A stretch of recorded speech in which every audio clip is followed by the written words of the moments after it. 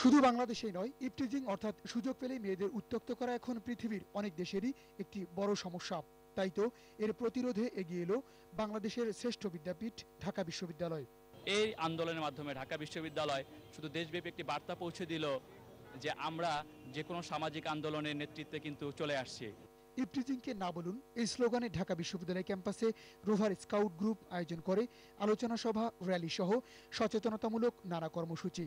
এর মধ্য দিয়ে দেশজুড়ে ইভটিজিংয়ের বিরুদ্ধে আন্দোলনের ডাক দেয় তারা। এর শিকার হয়ে রেশমা, সিমি আর তিশার মতো কত প্রাণ অকালে হারিয়ে যাবে, এমন প্রশ্নই ঘুরে ফিরে আসে সবার মধ্যে। বা তাদের ড্রেস আপে যদি একটা উগ্র ভাব চলে আসে, সেটা ছেলেদেরকে আমার মনে হয় যে টিজিং করতে মাঝে মাঝে উৎসাহ দেয়। সেক্ষেত্রে আমাদের মেয়েদেরকে আমরা যতই ওয়েস্টার্ন হই না কেন, আমাদের একটু শালীনভাবে এবং ভদ্রভাবে চলতে হবে। শালীনতা পোশাক পরিধান করা সত্ত্বেও তারাও টিচিং এর শিকার হচ্ছে। বখাটে ছেলেদের বেপরোয়া আচরণের জন্য মেয়েদের কুরুচিপূর্ণ পোশাককে দায়ী করলেন ঢাকা বিশ্ববিদ্যালয়ের শিক্ষার্থীরা। ওদের ড্রেস আপ আর কালচার মনে হয় আমেরিকান কালচার, এটা বাংলাদেশের কালচার না ভাই। তো অনেক মেয়ের প্রবলেম আছে, আবার অনেক ছেলেরও প্রবলেম আছে। শিক্ষকরা বললেন, শুধু নৈতিক শিক্ষা নয়, প্রয়োজন পারিবারিক সচেতনতার।